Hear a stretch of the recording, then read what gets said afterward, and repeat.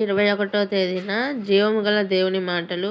Mark సువార్త 11వ అధ్యాయము 1 వచనం నుంచి 10వ వచనం వరకు. వారు యెరూషలేమునకు సమీపించి ఒలీవ కొండ దగ్గరనున్న బేత్పగే బేతనియ అను గ్రామములకు వచ్చినప్పుడు ఆయన తన శిష్యులలో 2 చూచి, మీ ఎదుటనున్న గ్రామమునకు వెళ్ళుడి. అందులో మీరు ప్రవేశింపగానే కట్టబడి ఉన్న ఒక గాడిద పిల్ల కనబడును. దాని మీద ఏ మనుష్యుడును ఎప్పుడునూ కూర్చుండలేదు. దానిని విప్పి తోలుకొని రండి. ఎవడైనను మీరెందుకు ఇలాగ చేయుచున్నారని మిమ్మును అడిగిన ఎడల అది ప్రభువునకు కావలసి ఉన్నదని చెప్పుడి. తక్షణమే అతడు దానిని ఇక్కడికి తోలి పంపునని చెప్పి వారిని పంపెను. వారు వెళ్ళగా వీధిలో ఇంటి బయట తలవాకిట కట్టబడి ఉన్న గాడిద పిల్ల ఒకటి వారికి కనబడెను.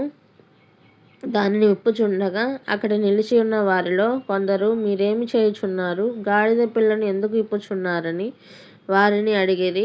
అందుకు శిష్యులు యేసు ఆజ్ఞాపించినట్టు వారితో చెప్పగా వారు పోనిచ్చిరి. వారు ఆ గాడిద పిల్లను యేసునొద్దకు తోలుకొని వచ్చి తమ బట్టలు దానిపై వేయగా ఆయన దాని మీద కూర్చుండెను. అనేకులు తమ బట్టలను దారి పొడుగున పరిచిరి. కొందరు తాము పొలములలో నరికిన కొమ్మలను పరిచిరి. మరియు ముందు వెళ్ళుచుండిన వారును వెనుక వచ్చుచుండిన వారును, జయము ప్రభువు పేరట వచ్చువాడు స్తుతింపబడును గాక, వచ్చుచున్న మన తండ్రి అయిన దావీదు రాజ్యము స్తుతింపబడును గాక, సర్వోన్నతమైన స్థలములలో జయము అని కేకలు వేయుచుండిరి. ఆమెన్.